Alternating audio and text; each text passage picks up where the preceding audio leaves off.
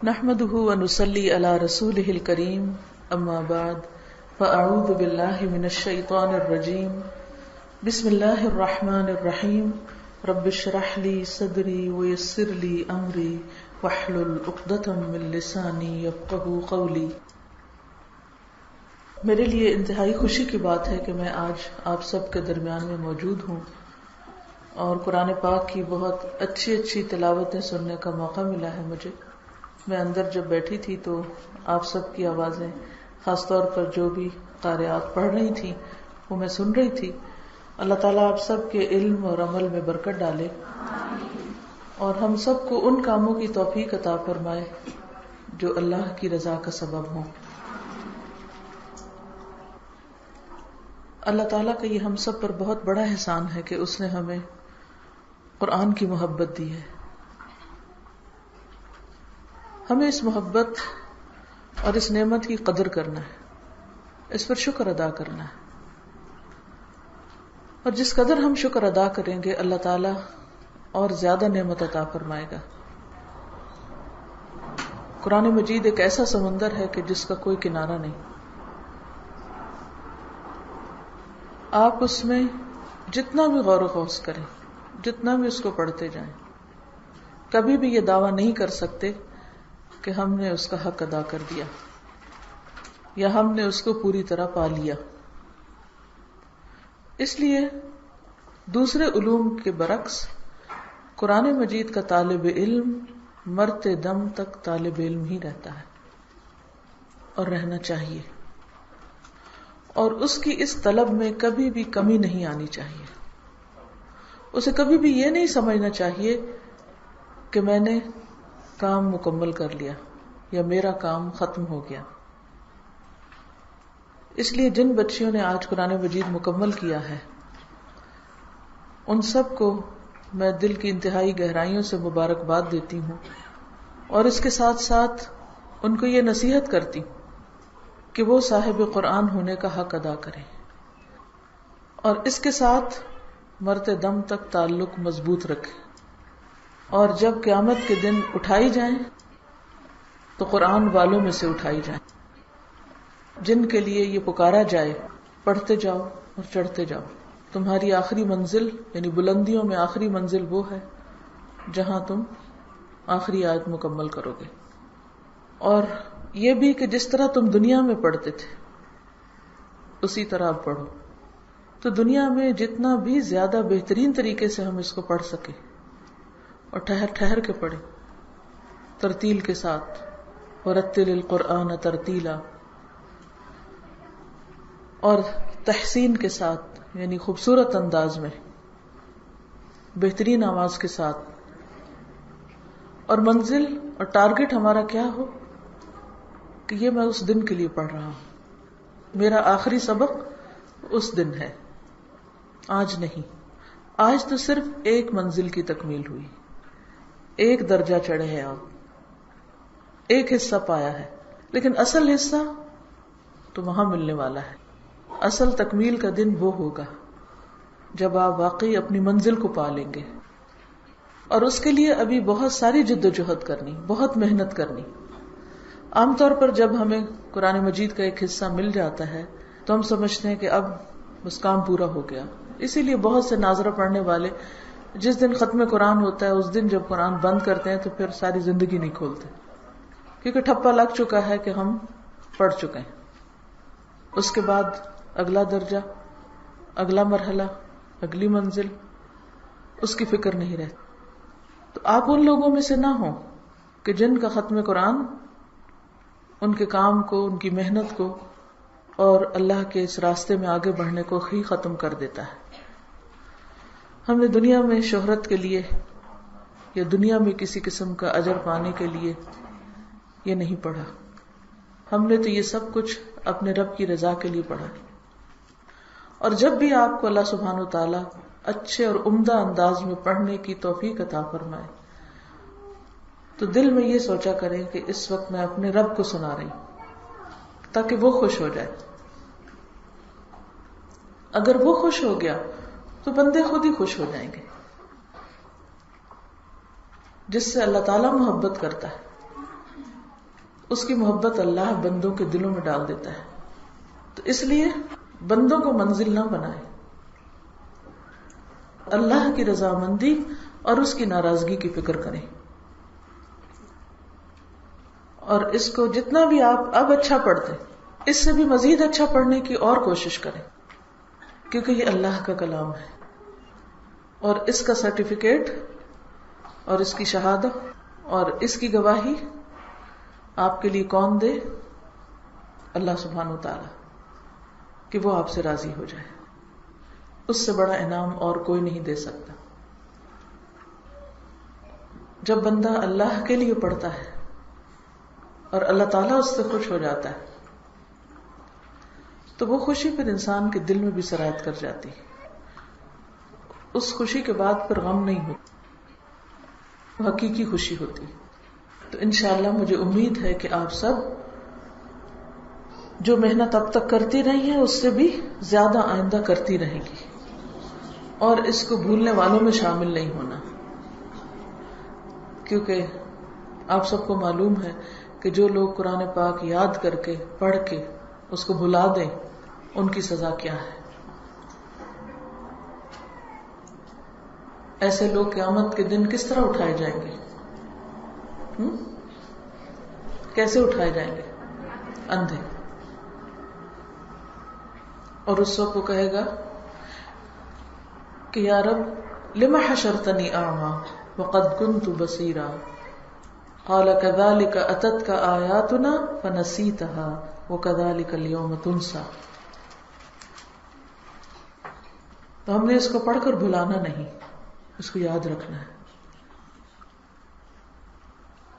کوئی بھی چیز، خواہ شادی ہو، بچے ہوں، کچھ بھی، آپ نے اس قرآن کو نہیں چھوڑنا. اور اس کے لیے آپ کے اپنے اندر موٹیویشن ہونی چاہیے. اس کا فیصلہ خود آپ نے اپنی طرف سے کرنا ہے، کوئی اور آپ کے بہاف پہ فیصلہ نہیں کر سکتا. اگر آپ کی نیت پکی ہوئی تو آپ کا عمل درست ہو جائے گا، کیونکہ انما الاعمال بالنیات. آپ کا اپنا ارادہ پختہ ہونا چاہیے. تو آج کے اس دن میں آپ اپنے ساتھ عہد کریں اور اس پر اللہ کی مدد مانگیں اور اس پر اللہ ہی کو گواہ بنائیں کہ میں اس کو مرتے دم تک نہیں چھوڑوں گی انشاءاللہ. تو آج کی آپ کی اس تکمیل کے موقع پر آپ سب کے لیے چند نصیحتیں ہیں جو حسن بصری نے اپنے طالب علموں کو کی تھی. حسن بصری کون تھے اور انہوں نے کیا کہا؟ آئیں ان نصیحتوں کو دہراتے ہیں تاکہ ہم سب ان پر عمل کر سکیں. حسن بصری 21 ہجری میں مدینہ منورہ میں پیدا ہوئے. نبی صلی اللہ علیہ وسلم کی وفات کے تقریباً کتنے سال بعد؟ 11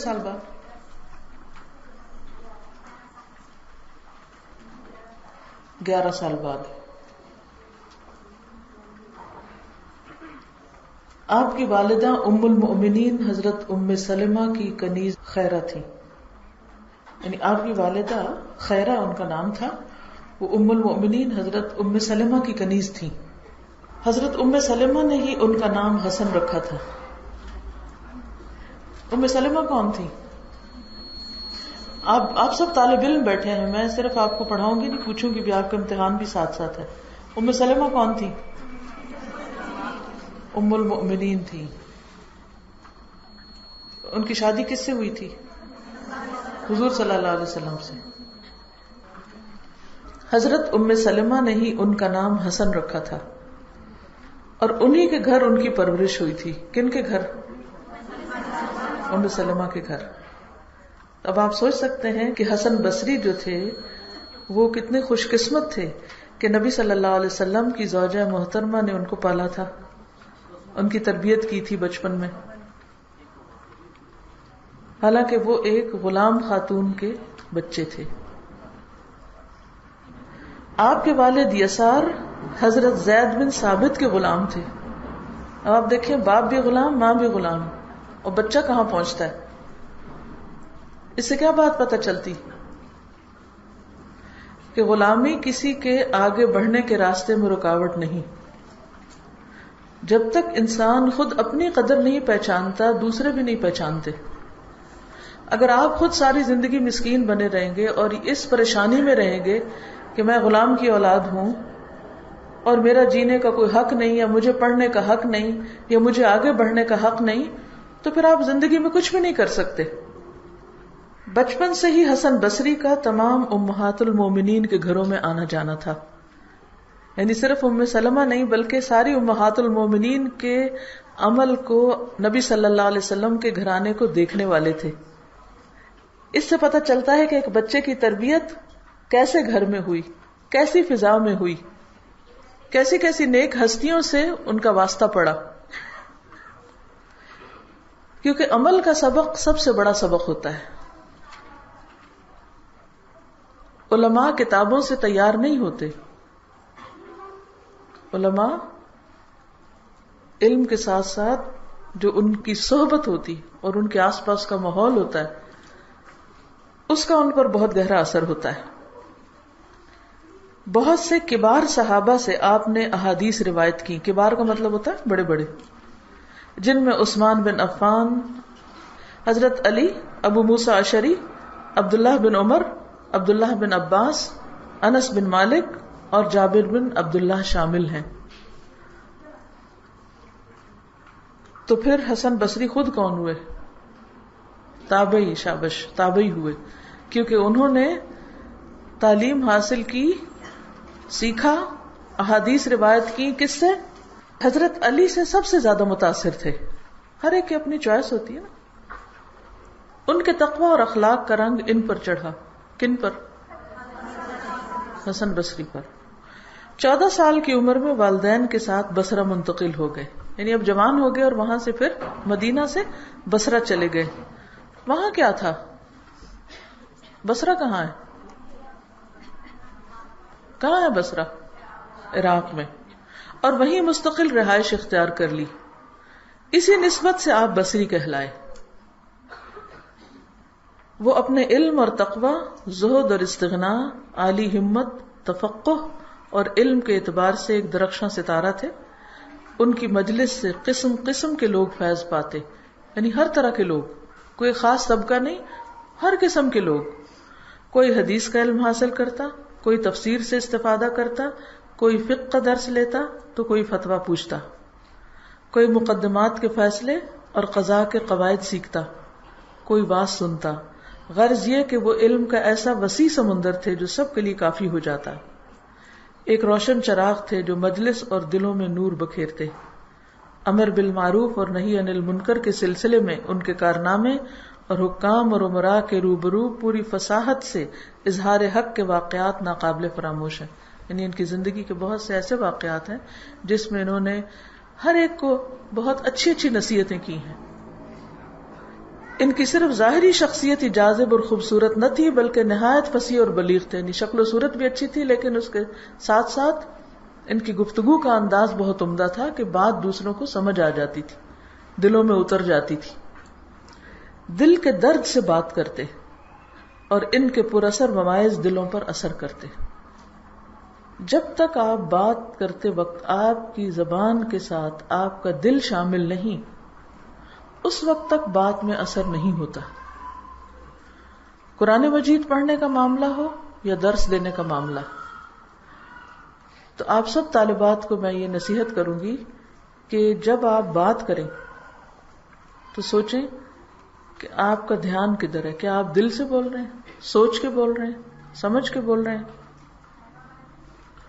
اور قرآن مجید پڑھیں تو اس وقت بھی. لیکن اکثر ایسا ہوتا ہے کہ ہمارا قرآن حلق تک ہوتا ہے یا اس سے اوپر، نیچے نہیں جاتا، دل تک نہیں جاتا. اس کی کیا وجہ ہوتی؟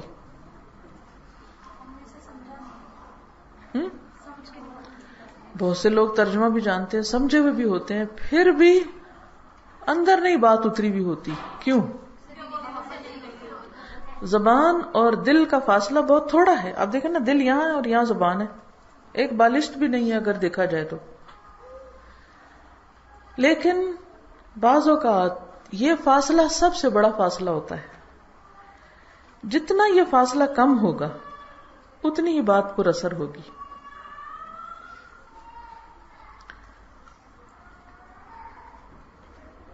لیکن ہمارے اعمال کے اثرات ہمارے دل پر کیوں نہیں پڑتے؟ ہمارا اپنا دل ہی اس سے متاثر کیوں نہیں ہوتا؟ اس کی کیا بنیادی وجہ ہوتی؟ اس کی وجہ یہ ہوتی ہے کہ ہمارا دل کہیں اور محو ہوتا ہے، کہیں اور مشغول ہوتا ہے. دل توجہ نہیں کرتا. مثلا ہم نماز پڑھ رہے ہوتے ہیں، دل کہاں ہوتا ہے؟ قرآن پڑھ رہے ہوتے ہیں، دل کہاں ہوتا ہے؟ قرآن پڑھا رہے ہوتے ہیں، دل کہاں ہوتا ہے؟ دل انوالو نہیں ہوتا، اس میں فاصلہ ہوتا ہے. دل کہاں انوالوڈ ہے وہ تو ہم خود ہی جانتے ہیں کہ دل کی ہماری سوچیں کیا ہیں. کچھ لوگ بیکار کی باتوں پر پریشان رہتے ہیں. چھوٹی سی کوئی بات ان کو کہہ دے تو اس پر ناراض ہو جاتے ہیں یا اس کو محسوس کر کے بیٹھ جاتے ہیں. اب سارا دن اسی سوچ و بچار میں رہتے ہیں، لہٰذا کوئی کام کی بات ان کے سامنے آتی تو ان کی سمجھ میں نہیں آتی. آپ ان سے بات کرتے ہیں تو ان کو جھنجھوڑنا پڑتا ہے کہ آپ سے بات کر رہے ہیں، آپ کو کہہ رہے ہیں، آپ کدھر ہیں؟ وہ ایبسنٹ مائنڈیڈ ہوتے ہیں، غیر حاضر ہوتے ہیں. کیوں؟ کیونکہ ان کا دل مشغول ہے کس میں؟ اپنے آپ میں، اپنی ذات میں. قرآن میں مشغول نہیں ہے، اللہ کی بات میں مشغول نہیں ہے. کیونکہ اپنے سے دھیان ہٹے گا تو کہیں اللہ کی طرف جائے گا نا. پھر کبھی خود پسندی ہوتی ہے اس میں، کبھی تکبر ہوتا ہے، کبھی کسی کے لیے بغض ہوتا ہے، اناد ہوتا ہے، کبھی کوئی غم پالا ہوا ہوتا ہے، کبھی کوئی حسد ہوتا ہے. تو اس کا کیا نتیجہ ہوتا ہے؟ جب اپنی ذات سے نکلتے ہیں تو دوسروں میں جا پھنستے ہیں. دوسروں میں جا پھنستے ہیں. وہ کیا کر رہے ہیں، وہ ہمیں کیا سمجھتے ہیں، وہ ہمیں کیا کہتے ہیں. اچھا اس کا نتیجہ کیا ہوتا ہے پھر؟ سارا وقت اوروں کے بارے میں سوچتے رہتے، اس نے مجھے یہ کہہ دیا، اس نے یہ کر دیا، وہ ایسا کیوں کرتا ہے، وہ ویسا کیوں کرتا ہے، وہ بڑا ظالم ہے، وہ بڑا فلاں ہے. ہر وقت دوسروں کی باتیں سوچتے ہیں، اور پھر جو کوئی ملے اس سے دوسروں کی باتیں شروع کر دیتے ہیں. ہر وقت بیکار کے دوسروں کی ذات پہ تبصرے. نتیجتاً کیا ہوتا ہے؟ چغلی، غیبت، بہتان تراشی، لغو گفتگو، فضول کی باتیں، طولانی باتیں، بیکار کی باتیں. اب وہ سارا کچرا جو ہوتا ہے وہ پھر دل پہ ہی پڑ رہا ہوتا ہے، جو ہم بول رہے ہوتے ہیں وہ واپس آ جاتا ہے. اب جب ایسے دل کے اندر جس میں ایک طرف اپنی ذات گھسی ہوئی ہے، تکبر ہے، غرور ہے، انا ہے، خود پرستی ہے، خود پسندی ہے، اور دوسری طرف لوگوں سے شکوے شکایتیں گھسے ہوئے ہیں، اب جب ایسے دل کے اوپر قرآن کی بارش پڑے گی وہ کہاں جائے گی؟ کیا ہوگا؟ وہ اندر جذب ہوگی، بہ جائے گی. دل سخت ہے، اس لیے لوگوں کے اوپر اثر ہی نہیں ہوتا قرآن کا. نہ ان کی آنکھیں نم ہوتی ہیں قرآن سن کے، نہ ان کے دلوں پہ کوئی اثر ہوتا ہے، نہ ان کی روح بیدار ہوتی ہے، نہ ان کی توجہ پھر ہوتی ہے، نہ ان کا دھیان ہوتا ہے. لہذا عمل ہی نہیں بدلتا، کیونکہ جو بات دل پہ جائے گی تو پھر ہی عمل بدلے گی نا. تو اس لیے بہت ضروری ہے کہ ہم خود اپنے آپ سے باہر نکلیں اور بندوں سے باہر نکلیں، تب ہماری نگاہیں اوپر جائیں گی اور ہم اللہ ہی کے لیے خالص ہوں گے. ابھی جو آخری سبق میں آپ پڑھ رہے تھے نا، وَنَحْنُ لَهُ مُخْلِصُونَ، یہ اس کے لیے خالص ہونا کوئی عام بات نہیں، معمولی بات نہیں. یہ جو بڑی ہستیاں جن کو ہم کہتے ہیں اور جن کے اوپر اللہ نے انعام کیا اور جو بڑے کامیاب لوگ تھے، ان کا حال یہ تھا کہ انہوں نے سب سے پہلے اپنی ذات پہ کام کیا، اپنے عیب دیکھے، اپنی غلطیوں کو پہچانا اور اس کی اصلاح کی. اور اس کے لیے کڑوی سے کڑوی دوائی کھانی پڑی تو وہ بھی کھائی. کڑوی دوائیاں کون سی ہوتی ہیں؟ کسی کے نصیحت کی دوائی کڑوی لگتی ہے. اپنی غلطی کا احساس کرنا تکلیف دہ ہوتا ہے، تو جب تک انسان وہ نہیں کھاتا تو پھر شفا بھی نہیں ہوتی. امام غزالی نے احیاء العلوم میں لکھا ہے کہ حسن بصری کا کلام انبیاء کے طرز کلام سے مناسبت رکھتا تھا، اور ان کا طرز زندگی صحابہ کرام کے طرز زندگی سے بہت مشابہ تھا. آپ کی وفات سے قبل بصرہ کے ایک شخص نے اپنا خواب ابن سیرین کو سنایا، وہ بھی تابعی تھے جو خوابوں کی بہترین تعبیر کرتے تھے، کہ آسمان سے ایک پرندہ آیا اور بصرہ کی مسجد کا سب سے خوبصورت پتھر اپنی چونچ میں اٹھا کے لے گیا۔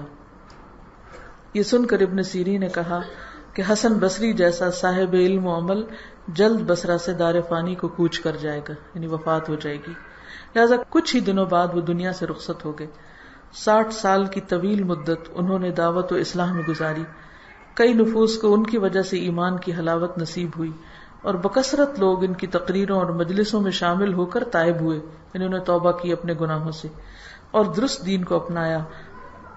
عوام بن حوشب کہتے ہیں حسن بصری نے 60 برس تک اپنی قوم میں وہ کام کیا جو انبیاء کرام اپنی امتوں میں کرتے تھے، کیونکہ علماء جو ہوتے ہیں وہ انبیاء کے وارث ہوتے ہیں۔ جب انبیاء چلے جاتے ہیں تو بعد میں وہ کام کون کرتا ہے؟ علماء کرتے ہیں۔ تو حسن بصری ان لوگوں میں سے تھے جنہوں نے اس وراثت کا حق ادا کیا۔ 1 رجب 110 ہجری جمعرات اور جمعہ کی درمیانی شب حسن بصری نے اپنے رب کی صدا پہ لبیک کہتے ہوئے اپنی جان آفرین کے سپرد کی۔ انا للہ و انا الیہ راجعون۔ حسن بصری کا خط ایک طالب علم کے نام۔ تو جیسے میں نے شروع میں عرض کی تھی کہ ہم سب کو کیا کرنا ہے؟ ساری زندگی طالب علم رہنا۔ طالب کون ہوتا ہے؟ چاہنے والا۔ تو ہماری چاہت کیا رہے؟ رب زدنی علما۔ یا طالب العلم سلام علیک و بعد۔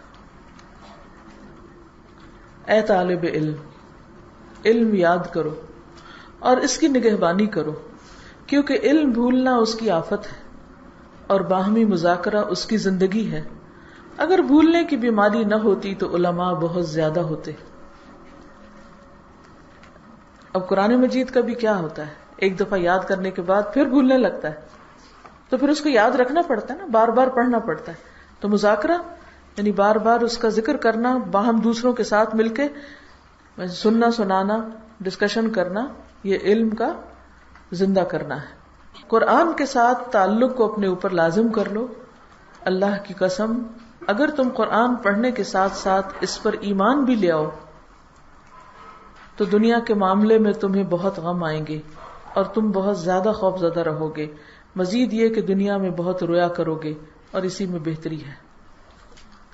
کیونکہ جب قرآن سمجھ میں آنے لگتا ہے تو انسان کا دل بہت نرم ہو جاتا ہے، اور پھر انسان کو اللہ سے ڈر لگنے لگتا ہے۔ یہ جو ہے نا تم خوف زدہ رہو گے، اس کا مطلب نہیں کہ کسی بم دھماکے سے خوف زدہ رہو گے، اس کا مطلب یہ ہے کہ تمہارے دل میں اللہ کا ڈر ہوگا، اور دنیا میں رویا کرو گے، کیونکہ ایسے لوگ ان کا دل دنیا میں پھر لگتا نہیں، اور اسی میں بہتری ہے۔ ہوش، اے طالب علم ہوش میں آؤ۔ اچھی روایات جا چکی ہیں اور بری روایات باقی رہ گئی ہیں، اور مسلمانوں میں سے جو بھی موجود ہیں غمگین اور پریشان ہیں۔ ابھی حسن بصری کا دور ہے، نبی صلی اللہ علیہ وسلم کی وفات کو ابھی کچھ ہی سال ہوئے ہیں، تو اس وقت وہ کہہ رہے ہیں کہ اب مسلمان غمگین اور پریشان ہیں، کیونکہ حضرت عمر کی وفات کے بعد فتنوں کا دور آ گیا تھا، مسلمانوں میں ہی باہم لڑائیاں جھگڑے شروع ہو گئے تھے۔ اے لڑکے، تم پر افسوس، کیا تم درہم و دینار کی تلاش میں ہو؟ یعنی تم طالب علم ہو نہ کہ طالب دینار۔ درہم و دینار تو برے دوست ہیں، یہ تم سے ضائع ہو جائیں گے مگر تجھے کوئی فائدہ نہ دیں گے۔ مومن صبح شام مغموم رہتا ہے، مگر وہ اس حال میں بھی یقین کے ساتھ رہتا ہے اسے اتنی خوراک کافی ہے جو بکری کے چھوٹے بچے کو کافی ہو، مٹھی بھر کھجور اور چلو بھر پانی۔ یعنی بہت زیادہ مال کمانے کی حرص تمہیں نہ ہو، کیونکہ تمہاری ضروریات مختصر ہیں۔ دنیا کیا ہے؟ موت نے دنیا کو رسوا کر دیا کہ کسی سمجھدار شخص کی خوشی چھوڑی ہی نہیں۔ یعنی موت ایسی چیز ہے کہ جو دنیا کی ساری رونقیں اور ساری خوشیاں سب ختم کر کے رکھ دیتی۔ اگر انسان بہت کچھ بھی کما لے بہت بڑا گھر بھی بنا لے اور طرح طرح کی نعمتیں لا کے رکھ دے، ایک موت کا جھٹکا کافی ہے سب کچھ چھیننے کے لیے. تو عقل مند وہ ہے جو اپنی آخرت کے لیے جمع کراتا رہے. اے طالب علم، اپنی فکر کو یکسو کر لو، یعنی فوکسڈ رہو، جو سن رہے ہو پڑھ رہے ہو اسی پہ توجہ رکھو. تمہارے متفرق معاملات جمع ہو جائیں گے اور تمہارا دل نرم ہو جائے گا. تیرا دل نرم کیسے ہو سکتا ہے جبکہ تیری فکر تو کسی دوسرے کام میں ہے. یہ ایک بہت بڑی بات انہوں نے کہی ہے. یہ جو شروع میں نے کہا نا کہ قرآن ہمارے دلوں میں نہیں اترتا، یا اللہ کی محبت نہیں اترتی، یا دین کی روح نہیں اترتی، اس کی بنیادی وجہ کیا ہے؟ ذہنی یکسوئی کا نہ ہونا. عین علم حاصل کرتے وقت علم کی مجلس میں بھی توجہ ادھر ادھر ہونا.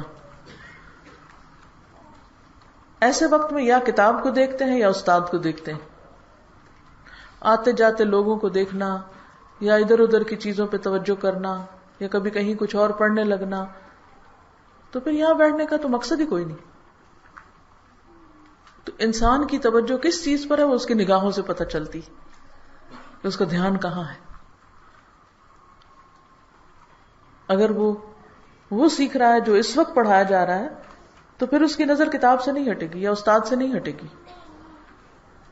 تو اپنی فکر کو کیا کرو، مجتمع کرو، فوکس کرو، اور اس کی بھی پریکٹس کرنی پڑتی ہے. اپنے آپ کو خود پلٹ پلٹ کے لانا پڑتا ہے اس کی طرف.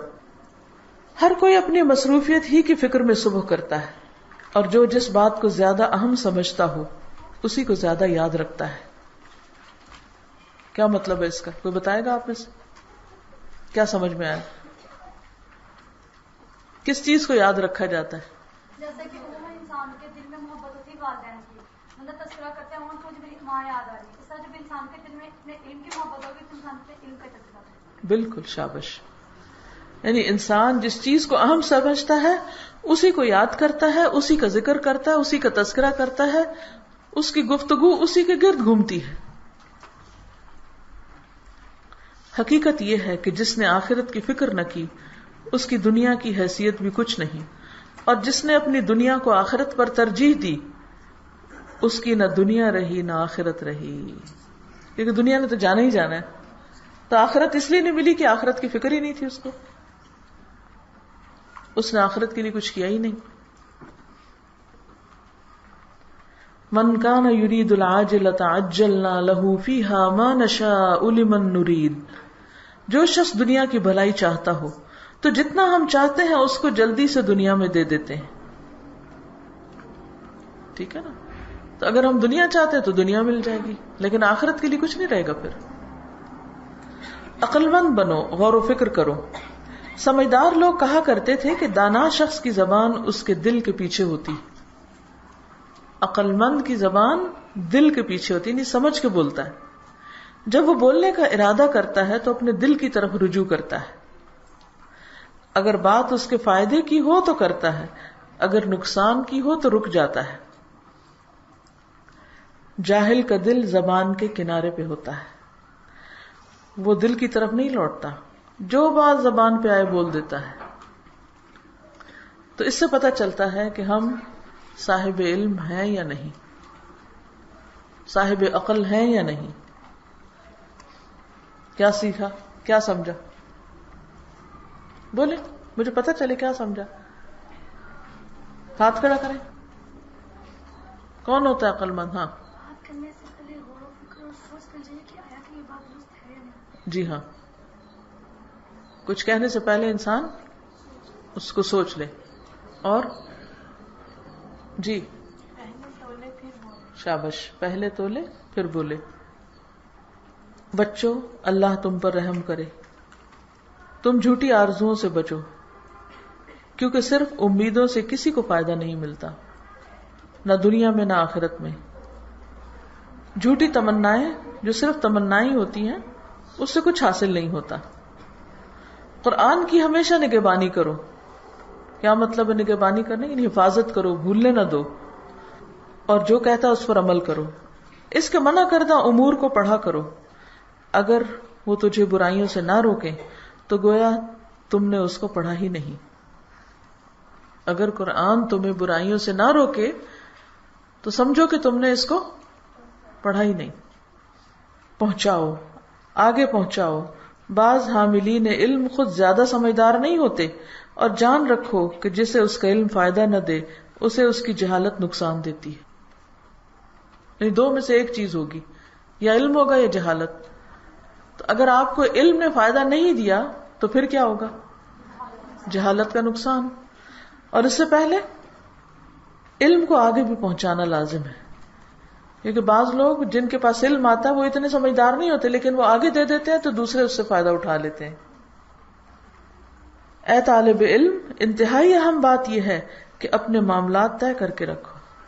اپنے معاملات طے کر کے رکھو. کیا مطلب ہے اس کا؟ یعنی معاملات درست رکھو. اچھا، یہ طے کرنے کا لفظ کو آپ تھوڑا سا یوں سمجھ لیں. آپ کپڑے دھوتے ہیں کبھی؟ پھر اتار کے رکھتے ہیں طے کر کے یا بغیر طے کیے؟ کیا فرق ہے دونوں میں؟ طے کر کے رکھنے سے کیا ہوتا ہے؟ ترتیب سے رکھتے ہیں ان کو، پھر جب ضرورت پڑتی ہے تو آپ آسانی سے نکال لیتے ہیں. پھر طے بھی لگاتے ہیں اس کی، ایک کے اوپر ایک رکھتے ہیں. پھر ایک جیسے کپڑے ایک جگہ رکھتے ہیں. اور اگر آپ وہ سارے اتار کے گڑھی بنا کے رکھ دیں، جی بہت برے لگتے ہیں، گڑ مڈ ہو جاتے ہیں اور وہ سمجھ ہی نہیں آتی. اور جب ان کو پہنتے ہیں تو وہ اور کام خراب. اگر ان کو استری بھی کرنا ہو تو زیادہ مشکل. بالکل اسی طرح ہمارے جو معاملات ہیں وہ الجھے ہوئے نہیں ہونے چاہیے، گڑ مڈ. ہر ایک کو اس کی جگہ پہ رکھنا چاہیے، ٹھیک ہے نا.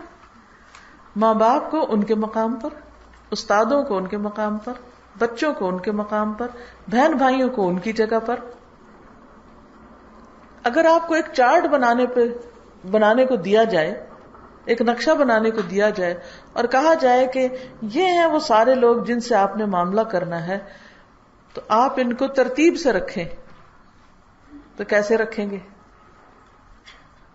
جیسے کپڑے ترتیب سے رکھتے ہیں نا، یہ کتابیں ترتیب سے رکھتے ہیں. یہ کوئی بھی چیز ترتیب سے رکھتے ہیں تو پہلے چھوٹی رکھتے ہیں یا پہلے بہت بڑی رکھتے ہیں یا پہلے کوئی بھی رکھ دیتے ہیں اور پھر اوپر کوئی بھی؟ پہلے بڑی رکھتے ہیں، ٹھیک ہے نا. پھر اس کے بعد اس سے چھوٹی، اس سے چھوٹی، اس سے چھوٹی، ٹاور بنتا جاتا ہے، بنتا جاتا ہے، بنتا جاتا ہے، ٹھیک ہے. اسی طرح جب معاملات ہیں تو سب سے پہلے کس کا درجہ آتا ہے؟ والدین. اللہ سبحانہ و تعالیٰ تو اللہ تعالیٰ ہے، لیکن معاملہ اس وقت بندوں کے ساتھ معاملے کی بات کریں. اگر کسی کے اپنے ماں باپ سے معاملات درست نہیں، وہ ان کا نافرمان ہے، استادوں کی وہ قدر نہیں کرتا، احترام نہیں کرتا، ان کے ساتھ بد اخلاقی، بدتمیزی کرتا ہے، ان کی بات ہی نہیں مانتا، نہ سنتا ہے. خالہ، ماموں، چچا کوئی پرواہ نہیں ان کی، بہن بھائی کوئی تعلق نہیں ان سے، بچے کوئی خیال نہیں ان کا. ہاں، اسی طرح جن لوگوں کے بیچ میں وہ رہتا ہے. اب مثلا اس وقت آپ ہاسٹل میں اگر رہتے ہیں تو اس وقت تو کوئی بھی آپ کو رشتہ دار یہاں نہیں ہو سکتا، لیکن کون ہے؟ یا تو آپ کی کولیگز ہیں یا آپ کے استاد ہیں. کچھ باجیاں بڑی ہیں، کچھ آپ سے چھوٹے ہیں بچے. ایسے ہی ہوتا ہے نا، کچھ لوگ چھوٹے ہوتے ہیں، کچھ لوگ بڑے ہوتے ہیں، کچھ لوگ برابر کے ہوتے ہیں، کچھ ہم پہ احسان کر رہے ہوتے ہیں، کچھ پہ ہم احسان کر رہے ہوتے ہیں. تو کس کا مقام کون سا ہے اس کو جاننا بہت ضروری. اب دیکھیں یہ ساس بہو کا جو جھگڑا ہوتا ہے، اس میں بھی بنیادی وجہ کیا ہوتی ہے کہ شوہر اپنا کردار صحیح ادا نہیں کر رہا ہوتا، یا وہ ماں کو اگنور کر دیتا ہے یا بیوی کو اگنور کر دیتا ہے. ماں کو خوش کرنے کے لیے بیوی کو ناراض کر دیتا ہے، بیوی کو خوش کرنے کے لیے ماں کو ناراض کر دیتا ہے. اگر وہ بیوی کو اپنی جگہ پہ رکھے اور ماں کو اپنی جگہ پہ رکھے، بیوی کا بھی حق ادا کرے، اس کے ساتھ بھی حسن سلوک کرے، ماں کا احترام کرے، اس کے بھی حقوق پورے کرے، اور اگر کوئی کسی کے اندر مداخلت کرنے لگے تو اس کو روکے، تو آپ دیکھیں کیسے تعلق خراب ہو سکتا ہے؟ نہیں ہو سکتا. لوگ جب انسیکیور ہوتے ہیں، یعنی ان کو یہ ہوتا ہے کہ ہائے ہمارا کیا بنے گا اگر یہ شخص ادھر مائل ہو گیا، تو اس وقت گڑبڑ ہوتی. تو زندگی میں اگر آپ کو کوئی کام کرنا ہے تو کیا کریں؟ ہر ایک کو اس کے مقام پر رکھیں. تو بہت سی چیزیں خود بخود درست ہو جائیں گی، بہت سی الجھنیں ختم ہو جائیں گی، اور پھر آپ کچھ کر سکیں گے.